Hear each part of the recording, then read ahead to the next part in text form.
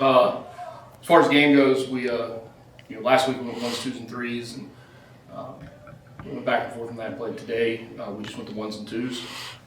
Rolled 3s in with the second group, but wanted to really get a really complete game out of it. And we went over 100 with the two groups, which I think we're about 55, 60 plays each when you put everything in there. So I wanted to get close to a full game and really see where we're at. So every practice or every scrimmage, there's different factors that you're dealing with, and you really see where your team's at. And, today was it was sunny. Last week was overcast, so today was sunny, and got a little warmer as it went on.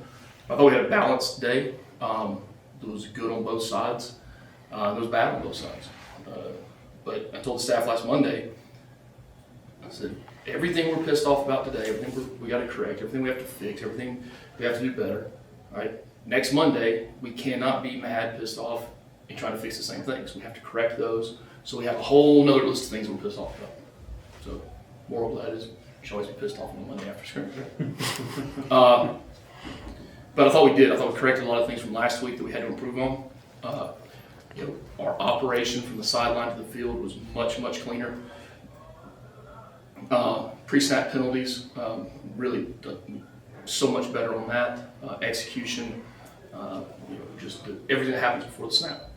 Substitutions, all that. Alignments, were much better there. And that was with opening, we opened it up a little bit more in the first half. In the second half, it was more complete playbook to this point. So we want to see what those guys could execute, not just base offense and defense. And I thought we had some good things showed. Mendoza had 3 touchdowns today. Gavin Harris had 2 of them, and Jordan Allen had another. Dalen Pinson had a couple of big catches. There's a couple more would have really. He'd had a huge day. He won on a go route down the sideline and couldn't pull it in, and there was another one that he couldn't across the middle. And make those 2 catches. You got to have he has a monster day. And look, I thought the quarterbacks did a nice job of throwing the deep ball. We got to pull them in and make the plays. I have all the confidence in the world Dalen will be able to make those plays. He's made them throughout the spring, and he's done a good job. But we're throwing the deep ball well. All right, now we got to be consistent coming down with it. But I think we're about 50%, maybe a little less than 50% on the deep ball today, and I'd like to be much higher than that, as well as the quarterbacks and those Mendoza's throwing the thing. I thought he was a lot more comfortable out there. Second scrimmage in, a lot more comfortable just running the show, taking what the defense gave him. I think the first drive of the game, offense came out with really good energy. I think it was about 8 or 9 plays. It was like a 5-3, 5-4 run pass split right there. I thought George called it very balanced and kind of very completion-driven throws, and we were able to execute and go down the field. All right. Next time up, defense bowed their necks back. All right. Offense didn't have the same energy coming out on the field, and it shows. And then when you get penalties within a drive, those are killers. Okay. There's a couple of balls that cut back against the grain or bounced outside in the run game, and those are holding penalties waiting to happen. We had a couple of holding penalties and brought us back. So we got to eliminate those things. Those come with coaching, with technique, right? Moving your feet, running your feet, right? Not just being in quicksand and letting guys work to get off the blocks. Credit the defense for working to get off the block. Defensively on the front, I thought 95 feet, 24, 10. Noah Jordan, I thought they did a really good job in there. The young kid, man, Speakman he's really playing much older than he is. You talk about a guy that can flat ball the line of scrimmage, push the pocket in pass rush. Christian Garrett, I thought, did have a nice job. We went around a lot of games today just to see, really from a protection standpoint, where we were at. And then from a pass rush standpoint, who are we? We're going to be a straight rush team. We're going to be a game team. We're going to mix it up. We're going to bring pressure. We're going to be able to evaluate those things. And I thought those guys did a good job on the back end. Daquan, Bach. Thought Phoenix had a good day. Showed up and he had some really good tackles out there. And the guy that keeps catching my eye out there, Keelan Jones, man, he's just keeps showing up. Whether it be a solid, really good tackle in space, whether it be in coverage, support, knowing what to do. He's progressing a lot, and Then up front, I thought the guy that made huge strides this week was Joe Allen. He made massive strides. I think Will Reed made a lot of progress this week at the center position, and it was good to see. That's how you solidify leadership on the team. The quarterback's got a lot on their plate, and by nature, the quarterback's a leader. The quarterback's a leader, but to see Joe really step up. You leaving? I love you. No. Squeeze my head off. All right, I'll see you in a little bit of the baseball game. Bye. Love you, babe. Love you. So, it's my heart. But it was good to see those things. We still got a lot of work to be tackling. I think we're still trying to tackle too low. Those end up being missed tackles, especially in the back end. Diving at shoestrings. Boogie got after him pretty good over there. They came out second half and did a better job. That's where I saw Phoenix and Keelan really show up there. And then I spoke to the offense at the halfway mark and told them, just kind of played it out for them. Hey, look really good when you have the energy and everybody's in it, and then energy leads execution. So and they came out second half, and I thought they had a good feel, good energy again. So all in all, I thought we had a competitive scrimmage. It was a lot of good film for us as coaches to look at and see where we're at and know what we have to stress and do this week in these next few practices we have left. Right? This is not a take it off week. Right? This is not a just because of spring games on Saturday. We have a lot of work to do really to solidify our foundation going into the off season, into the summer program of where we're at. So questions? Coach Kelly.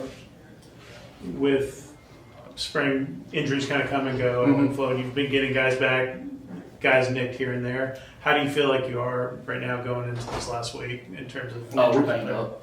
We're banged up. I mean that's the nature of spring. Obviously in the season, the work to get them back and play ready is different than it is in spring. Right?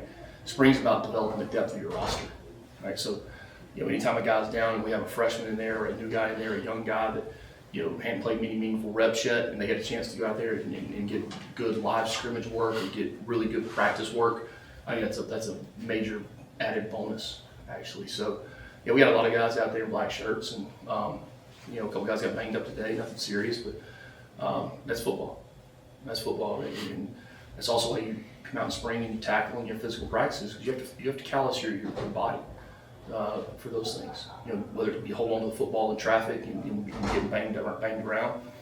I thought Mbakwe made a really good play on the ball today. It was two guys fighting for it going down. He fought for it and ended up, they ruled it an interception by him. With him and Jordan both fighting for it as they're going down. So there's a lot of competition out there, but guys are going to get banged up. We're going to get them healthy, but also spring ball, we're going to make sure that we get these guys back healthy for that summer too. Right. You have a lot of experience coming back at linebacker position, but you do also have a couple of young guys. How have they developed so far this spring? Outlaw was doing a really good job and got the daggum flu this week. Something. And had an upper respiratory infection and was out a couple of days. And we had planned on moving him up and working him with the ones, right? Just to, not saying he's a starter right now, but working with the ones to see how he reacts. And that's what spring's for, get guys in those spots and see how they play with a different guy next to him, an older guy next to him. I thought came in early in spring, had a setback we had to address, and I think he's come back a much better version of himself. He's got to learn to play without becoming emotional within the plays, and we had to make a strong act on it early in the spring. Right? But again, that's what spring is for, to find out how guys play in those situations and to be able to fix those things. That's what coaching is. That's why we all coach, to clean those things up. We know who Kyle is. He played a lot of football here. Boogie's got Kyle playing a really, really good football right now. Playing true to himself, putting him in a position to do what he does best. The way we're playing backers, and he's really understanding. Boogie's such a great teacher. Man, he's a great teacher at that position. We got a lot of defense in, a lot of tweaks within the defense, and the guys pick it up. Now today, when we started unloading the playbook on them, right? Now you see guys, oh crap. Now the multiples start increasing, right? Now it's not just a situational or a segmented type period. Right now the offense has a lot of stuff in, so a lot of good coaching, a lot of good teaching that we must improve on this week. Coach, just want to ask you a little bit about just energy. Now, you was mentioning that a lot, obviously, in the presser, obviously just now. Just how do you keep that consistent energy? I know you said, like, you had to talk to them, like, just get your energy up with some of the guys. Do you lean on leaders for that, Coach? Or, like, how do you just keep consistent energy, like, throughout? No, it's everybody. It starts with me. It starts with the coordinators, the assistant coaches, and it goes down into the players, the leaders on the team, and then the freshmen that have been here for 12 practices. That's really how it goes. And, you can't let external factors, whether it's people in the stadium, not in the stadium, the practice field at the stadium, all those things dictate the type of energy you have. Like, have you ever hit your snooze button? Have you hit snooze before? Yeah, of course. Yes, sir. All right, don't do it again. Some days you don't feel as good as others, right, when you get out of bed. Very true. You got 200 people out there on that field, and you got the coaches, staff, and players all out there. Somebody hit their snooze that day. It needs to be encouraged. We've all done it. He misses half the stuff because he just turns the alarm clock off. So, when you put it in those terms, it's easy to understand, right? It's easy to feel because these guys also stay up and work and do projects and study, and that's one of the things I've always told coaches. Before you jump a guy that's might be tired, know what time of the semester it is. Is it midterms? Are they getting ready? Are they all studying for big tests coming up? Not that it makes it okay, but at least you understand why, right? And you can help them with it when you address it. Now, if it's staying up late night playing video games, that's on them. But energy was much better than it was last week. Much better than last week. Again, it's never going to be perfect, right? But I'm sure going to try to get it there. And that's our job, right? And there's a difference in energy and out there being a cheerleader, right? We have a great group of cheerleaders that come every Saturday to our games. I don't need coaches and players being cheerleaders. I need them having energy. How you see energy when you take the field, when you run off the field, how you effort to the football. If we huddle, how we break the huddle and go to line of scrimmage. That's what I look at. Communication, right? How loud and confident is the communication? That all comes back to the energy. They come off the field, they want to sit on the bench and just kind of doing this, or they all, they hit the water and they're standing up and they're watching the other group and behind the other group, Are they out there talking trash to each other? Not the other side of the football, but each other. Hey, you want that. Not bad trash, but when the D tackle's talking to the defensive end, hey, I got it on this, I mean, that's energy, right? When people are talking in the huddle and center walks in, hey, that's his huddle, everybody shut up, right? That's energy. Right? That's leadership, all those things, and that's really what I'm looking at a lot of during these practices or during these scrimmage situations. Okay. You've obviously had some success moving Dalen over to offense. You've moved some other younger guys. Kind of what goes into that? Can you talk a little bit about some of the other guys you moved around, like Isaac or Jaden or Blake, playing center? Yeah, he's playing guard. We're working him some center, right? But during practice and scrimmage, he's playing guard. Moved Jaden over. Look. I said that back in January. I was going to take guys and move them around this year. And we moved Devontae Smith to corner, right, during spring ball 1 year to develop the depth on the team. You don't know how the season's going to play out. None of us do. We might need another running back, right? We might need another corner. We might need another. You don't know those things. You might need another O lineman or D lineman. Right, this is the time to do that. And my comfort level in sitting in this chair and confidence in the program has allowed that to be easy things to do now, right? I'm not really worried about what guys want to do. I'm worried about what's best for the football team, right? And building the depth.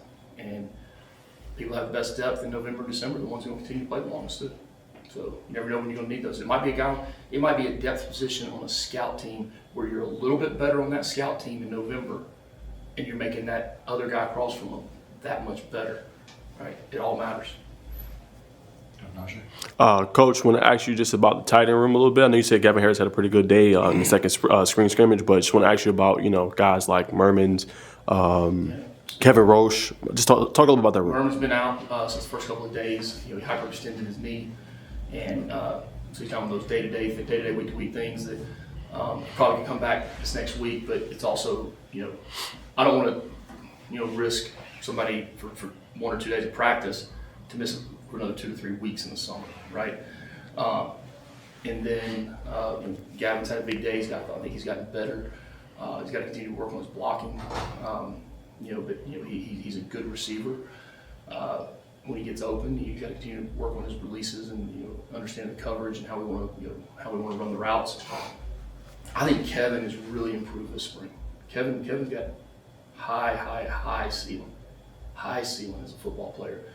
I mean, he's 6'7", 265 pounds, can run, can block, can bend. I mean, he is a total package as a tight end. And I would dare to say we have more people coaching that position right now than anywhere in the country, right? And holding them to a very, very high standard of what we've got to get done. Whether it be blocking the run game, routes, route technique, pad level on his routes, and once he run after the catch. He had a really good day today. He had a really good day. Corbo, got a hamstring back in off-season times, kind of fighting coming back. And then he's been back out there last week, so we good to see him out there. He got a Charlie horse today on something. He actually was wearing his pants, unlike some guys who wear them all the way up. No, I mean, that position, we've got a lot of guys there, but that's also a position that's banged up. Blake Ragsdale has been very serviceable for us. Done some really good things out there. I know I'm missing somebody. True freshman, Nathan and Magame. Yeah, he's trying to figure it out. Yes, sir. He's trying to figure it out right now. These guys played receiver, really making that transition to really full-time to a tight end, a true tight end. And he's got to continue to develop. He's got a lot of reps that are really good for him. And, he's going to make when summer training camp gets here, it's going to make it that much better. But a lot of these freshmen, man, they got to get the weight room. I mean, that line of scrimmage is hard to play on. There's some big men across from them. They're trying to line up and block. Friday going to wrap us. You were talking about Keelan earlier. Does he have the versatility where you can move him around in the secondary or even drop him into maybe nickel, that type of thing? We got people there. I like answering you, Rod. I was like, pause to think of something, but yeah, I mean, they're all versatile. I mean, he's playing safety. He's a safety. Tay's playing 2 spots. Let's let him learn how to crawl and get up off the knees and start walking and maybe jogging a little bit before we put him that full thing. He's practiced 12 days now. So just because I said he had a good day don't mean he's Ronnie Lott out there. He's not there yet. He made a couple good plays today. So he's really talented. Very conscientious kid. Down the road, could he? I don't know. Maybe if we need it. We got some other guys in those positions that are doing a nice job. I think Kelvin's been one of the most consistent, best players of the entire spring at nickel. Developing depth there with Tay playing it. Elgin. We have a couple corners down. And so you have to move guys around. But Elgin's got us moving around right now, right? But he's also been here for a year. He's settled in kind of what he's doing at the spot he's at. Tay's been here for a year, so we can move him around a little bit. Okay. Coach.